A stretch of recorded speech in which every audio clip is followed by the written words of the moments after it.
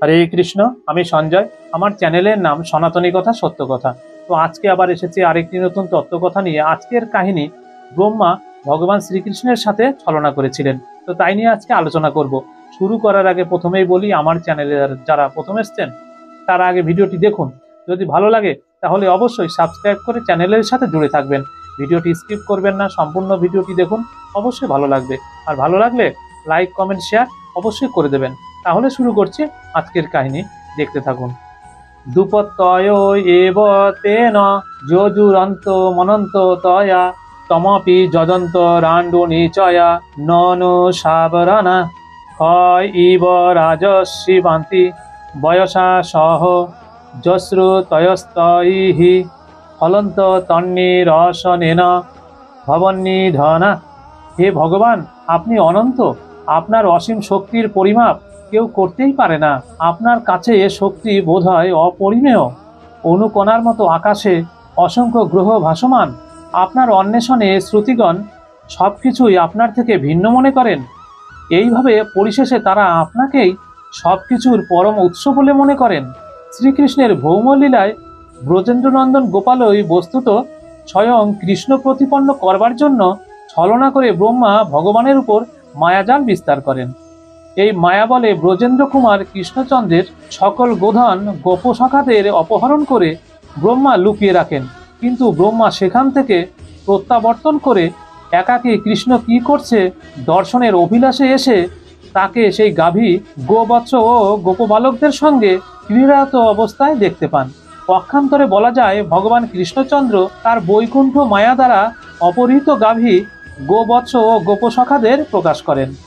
বাস্তবিক ব্রহ্মা কোটি কোটি গোধন গোপবালকদের দর্শন করেন এবং কোটি কোটি টন ইক্ষু, ফল, কমল সিংহাদিও দেখেন। বৈচিত্র্যময় বিভিন্ন বস্ত্র ও আভরণ সজ্জিত গোপবালকদের সংখ্যা ছিল গণনাতীত। বস্তুত ব্রহ্মা প্রত্যেক গোপকে প্রতি ব্রহ্মাণ্ডের অধীশ্বর চতুর্ভুজ নারায়ণে পরিণত হতে দেখেন এবং ভগবানকে বন্দনারত অসংখ্য ব্রহ্মাকেও তিনি দর্শন করেন। ব্রহ্মা সকলকে ভগবান কৃষ্ণচন্দ্রের দেহ থেকে প্রকাশ হতে ও পরমুহূর্তে আবার ভগবত দেহে প্রবেশ করতে দেখে আশ্চর্যান্বিত হন এবং ভগবানের উদ্দেশ্যে বন্দনায় তিনি বলেন যে, প্রত্যেকে নিজেকে কৃষ্ণতত্ত্ববিদ বলে জাহির করলেও আসলে কৃষ্ণ সম্বন্ধে সকলেই সম্পূর্ণ অজ্ঞ। তিনি বলেন, ভগবান, এইমাত্র আপনি যে শক্তি ও ঐশ্বর্য প্রকাশ করলেন তা আমার মন ও বুদ্ধির অগম্য। শ্রী চৈতন্য মহাপ্রভু আরও বলেন যে, শুধু কৃষ্ণলোকই নয়, এমনকি শ্রীকৃষ্ণের ভৌমধাম শ্রী বৃন্দাবনের শক্তিও অপরিসীম। এক দৃষ্টিতে বিচার করলে এই ভৌম বৃন্দাবন ধামের আয়তন 32 বর্গ মাইল হলেও বৃন্দাবনের একাংশে সকল বৈকুণ্ঠ লোক বিরাজমান। বর্তমান বৃন্দাবন অঞ্চলে 12টি বন আছে এবং সমস্ত স্থানটি 84 ক্রোশ বা 168 মাইল পরিব্যাপ্ত। বৃন্দাবন শহর হলো 16 ক্রোশ বা 32 মাইল ব্যাপ্ত। কিভাবে সকল বৈকুণ্ঠ লোক সেখানে বিরাজমান তা জড়বুদ্ধির অগম্য।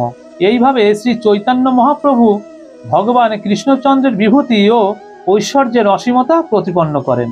সনাতন গোস্বামীকে মহাপ্রভু কৃষ্ণের বিভূতি ও ঐশ্বর্যের ক্ষুদ্র অংশ বর্ণনা করেন।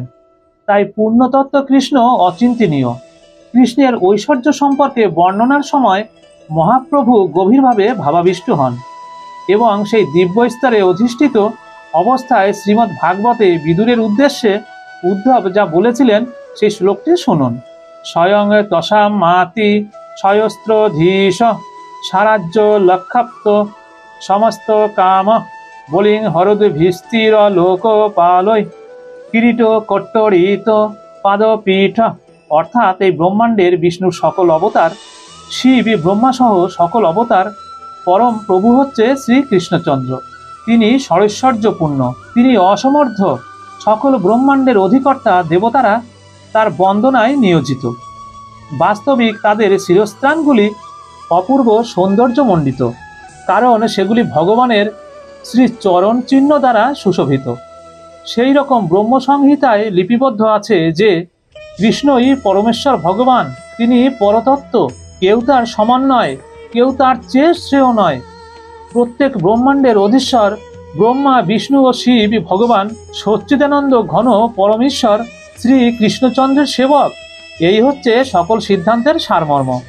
সকল কারণের পরম কারণ কৃষ্ণচন্দ্র, প্রথম পুরুষ অবতার ও এই জড় সৃষ্টির নিয়ামক, মহাবিষ্ণুর কারণস্বরূপ উৎস। এই মহাবিষ্ণু থেকে গর্ভোদকশায়ী বিষ্ণু ও ক্ষীরোদকশায়ী বিষ্ণু প্রকাশিত হন।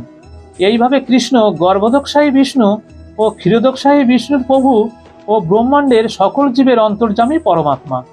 ব্রহ্ম সংহিতায় বাণীবদ্ধ আছে যে মহাবিষ্ণুর নিঃশ্বাসে অসংখ্য ব্রহ্মাণ্ডের প্রকাশ হচ্ছে এবং প্রত্যেক ব্রহ্মাণ্ডে বিষ্ণু তত্ত্ব আছেন। কিন্তু কৃষ্ণ এই সকল বিষ্ণু তত্ত্বের প্রভু। তাদের সকলকেই কৃষ্ণের অংশ কলা বলে জানতে হবে। তো এইটুকুই ছিল আজকের কাহিনী। আগামী দিনে আগামী পর্বে আবার কোনো নতুন কাহিনী নিয়ে আসবো। ততক্ষণ আপনারা অবশ্যই ভালো থাকবেন, সুস্থ থাকবেন। হরে কৃষ্ণ।